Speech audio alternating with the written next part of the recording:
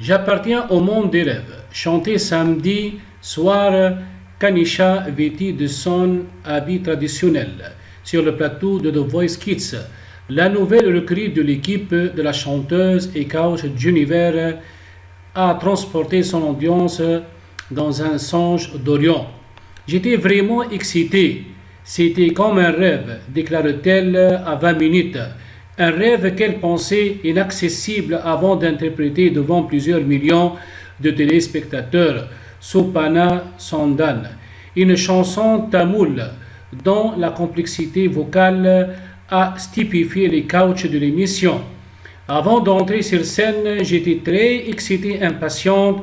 Je me suis dit qu'il fallait que je me donne à fond car The Voice est une étape importante sur mon chemin.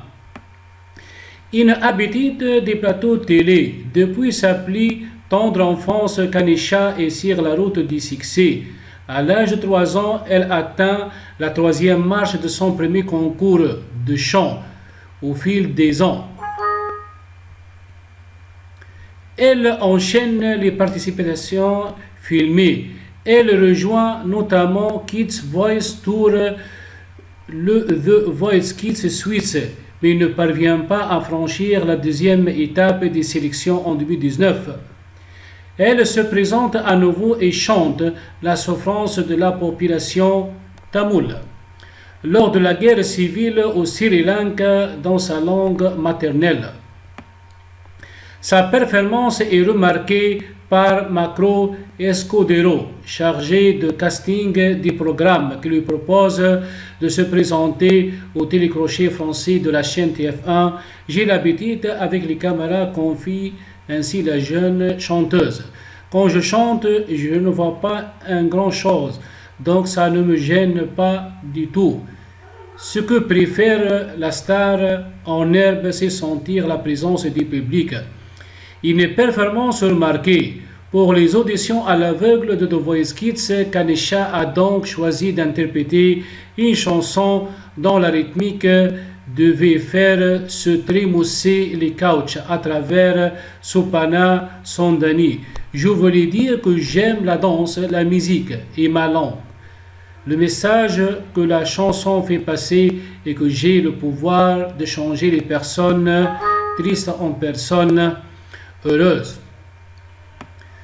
Heureux firent les couches qui envolaient bizarres à l'unisson. Peu après les premières notes, tout découvrir l'assurance avec laquelle la frêle silhouette de la jeune fille foulait la scène. Quand les 4 coachs ne sont retournés, j'étais heureuse et confiante. J'ai lâché toute ma peau et j'ai chanté du mieux possible pour que tout le monde soit heureux, que le public soit très content. L'univers lui a même confié. Ça fait quelques saisons maintenant que j'ai à mon actif et je n'ai jamais entendu cette voix-là, je n'ai jamais entendu autant d'originalité. C'est de la haute couture pour moi. J'ai quelque chose avec la musique, il ne faut pas que je la lâche. Cette voix bien particulière, Kanisha l'a héritée de son père, chanteur professionnel, et lui transmet l'amour de la musique. Dès son plus jeune année, cette joueuse de piano et de vina, instrument à cordes indiens qu'elle pratique depuis 2017. C'est que la musique fait partie d'elle. Depuis toute petite, je chante tout le temps, assure-t-elle.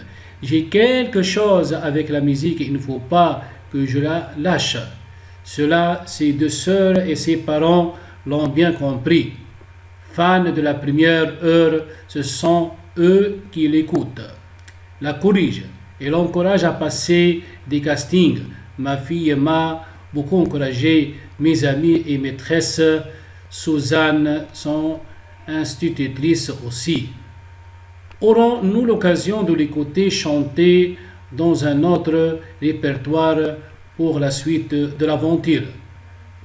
Qui? Répond Kanisha. Je chante aussi en français et en anglais. Pour moi, la langue n'est pas un obstacle, je ressens les mêmes choses.